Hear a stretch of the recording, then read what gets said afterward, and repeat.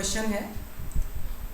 इसमें क्या कह रहा है कि आपको एक डेटा वैलिडेशन यूज करना है, ठीक है, जिससे कि जो आपकी नेट इनकम है, जो सैलरी है आपकी, जो आपके एक्सपेंसेस हैं, टोटल एक्सपेंस जो है हमारी इनकम से ज़्यादा एक्सीड नहीं करनी चाहिए। तो क्या हम एक सिंपल एक सम लगा लेते हैं पहले, ऐसे जस्ट फॉर ये टेस्ट लगा रहे हैं कि अभी ये जीरो, क्योंकि हमने एक्सपेंस में कोई आइटम डाले नहीं है।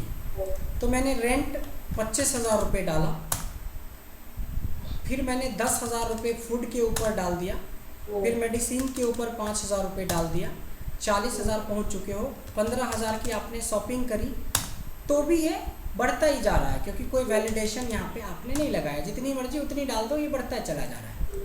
यही है सवाल कि कुछ ऐसा वैलिडेशन लगाओ ताकि यहाँ पे जो वैल्यू है इतना ही एंट्री हो, ताकि ये वाली वैल्यू हमारी इसके नीचे रहे। सो बेसिकली हमारा जो वैलिडेशन लगेगा इस पॉइंट पे लगेगा। इस रेंज को सेलेक्ट करेंगे जहाँ पे आप वैल्यू डालने वाले हो। उसके बाद आपको डेटा वैलिडेशन के अंदर जाना है और यहाँ पे आपको कस्टम करना है, ठीक है।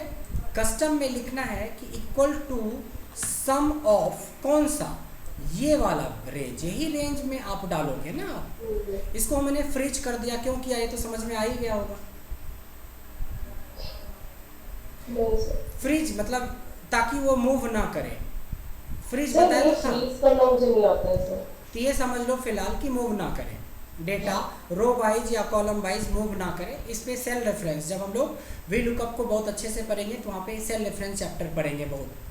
तो सम ऑफ ये रेंज, यानी रेंज को हमने बॉन्ड कर दिया, इसको हमने बांध दिया कि ये जो रेंज है इसका जो सम निकल के आए वो सम लेस देन या इक्वल टू ये होना चाहिए। मतलब या तो आपकी सैलरी से कम होना चाहिए या ज़्यादा से ज़्यादा आप जितना कमाए उतना खर्च कर दो। ऐसा नहीं कि कमा रहे हो 10,000 और खर्च आप 20,000 कर दो।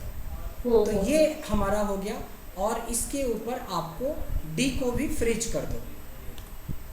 फ्रीज वाला कॉन्सेप्ट हम लोग नेक्स्ट क्लास में देख लेंगे। ओके करेंगे, हम लगा के देखते हैं कि क्या हम सक्सेस हुए या नहीं। हमने रेंट पे 25,000 रुपये खर्च कर दिए, नीचे सम भी होता गया।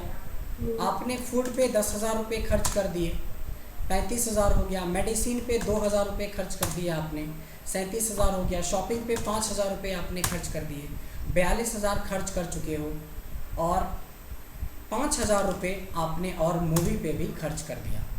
अगर कुछ एक्सपेंसेस करने हैं, अगर आपने यहाँ पे 3,000 रुपये डाला तो आराम से एंट्री ले लिया या नहीं लिया, 3,000 के जगह पे हमने 30,000 दे दिया, इसलिए एरर आ गया।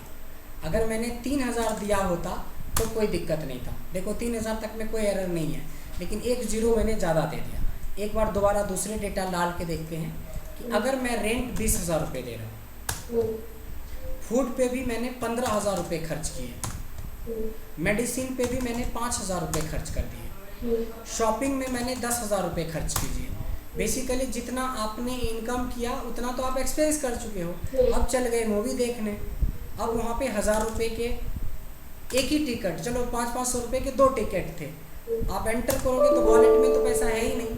तो ये तो बोल तो रहा है कि अब आपको क्या मैसेज लिखना है, ये मैसेज क्या तो नीचे तो ऐड करके दिखा दे रहा है, नीचे ऐड कर रहा है ना। मेरे को तो एंट्री कहाँ कर रहा है, इसको तो रिट्राई करोगे तो हट जाएगा ना, रिट्राई करोगे तो हट जाएगा ना। वो तो एंट्री आपके बैंक अकाउंट में 50,000 रुपये है और आपने एटीएम में एंट्री करते समय 60,000 रुपये की 60 लाख रुपए डाल दो, निकलेगा तब तो हुआ ना, एंट्री होगा तब तो। मूवी के बाद ये रोक दे रहा है ना। यही तो मैं बोल रहा हूँ कि रोकना चाहिए। यानी आप पैसे खत्म कर चुके हो। अब इसको, ये जो आपने मैसेज आया है, इस मैसेज को चाहो तो आप अपने तरीके से बना लो।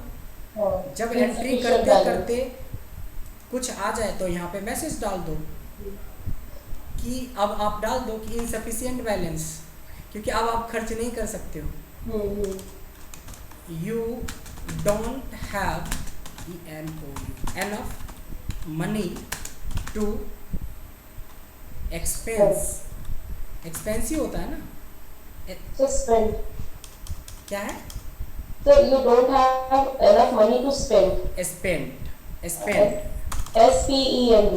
SPEND, स्पेंड, ठीक है, स्पेंड हो जाएगा। या आपके पास कुछ ऐसे एक्सपेंसेस के लिए अब एनफ अमाउंट नहीं बचा है, कुछ भी इस तरह का जो भी मैसेज आपको बनता है ना, उस हिसाब से आप लगा सकते हो। और ओके कर दिया।